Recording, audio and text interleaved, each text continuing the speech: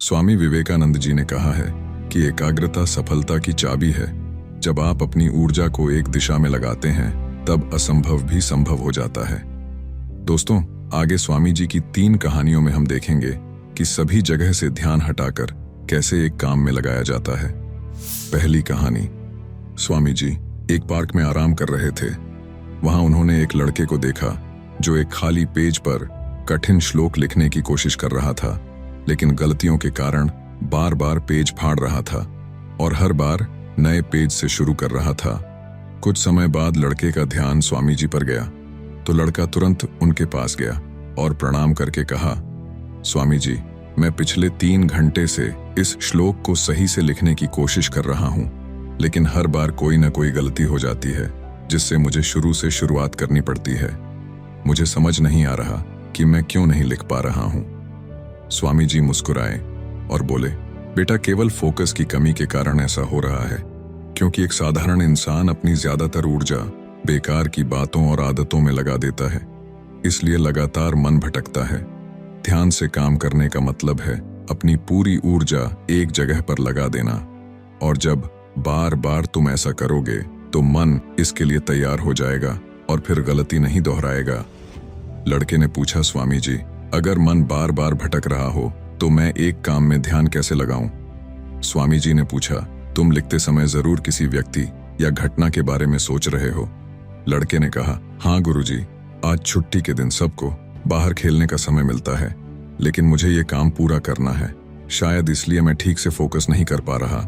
स्वामी जी ने कहा, ठीक है, अब इन सरल तरीकों को समझो, फिर तुम अपने काम को मन लगाकर कर सकोगे। लगातार गहरी सांस लो। स्वामी जी ने कहा, जब भी तुम्हारा मन भटके तो 5 गहरी सांसें लो और अपना ध्यान काम और खेल दोनों से हटाकर अपनी सांसों पर लेकर आओ।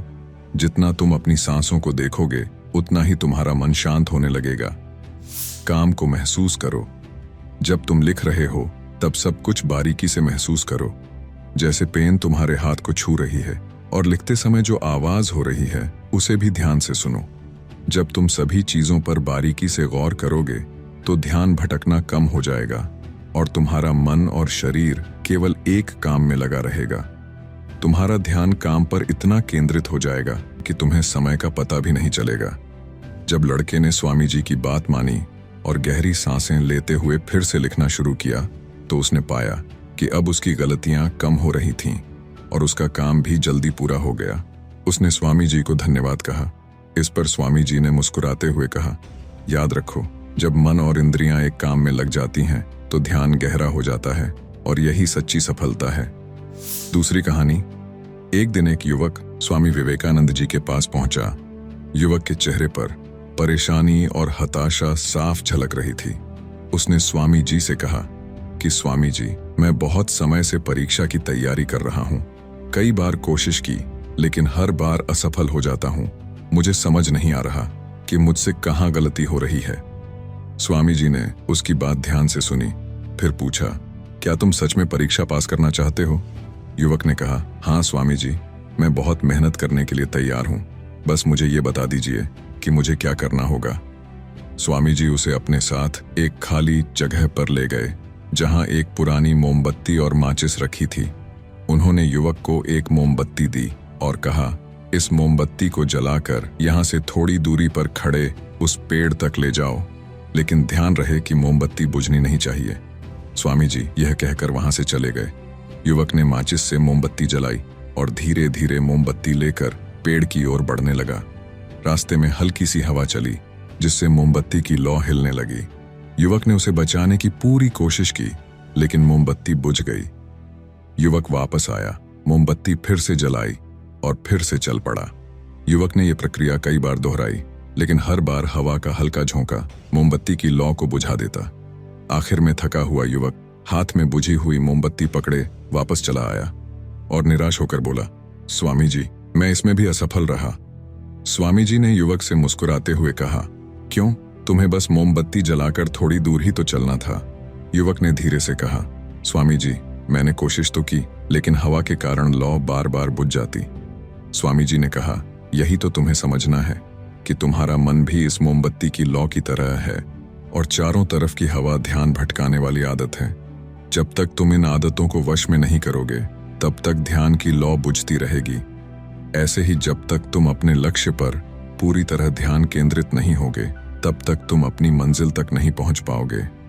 इसलिए मन को एकाग्र करो और जो काम करो उसमें पूरी तरह डूब जाओ। तुम्हारे प्रयास जरूर सफल होंगे। और याद रखो, सभी तरह के ज्ञान का मूल तत्व ध्यान है। इसलिए कुछ भी करने के लिए तुम्हें एक जगह ध्यान लगाना तो सीखना ही होगा। तुम जैसी आदत डालोगे वैसा ही मन होता जाएगा। इसलिए छोटे से छोटा काम भी ध्यान लगाकर करो। ऐसा करने से मन का स्वभाव बदल जाएगा, फिर तुम्हें सफलता जरूर मिलेगी। तीसरी कहानी। एक युवक ने स्वामी जी से पूछा कि मन में आ रहे विचारों को कैसे छोड़ते हैं।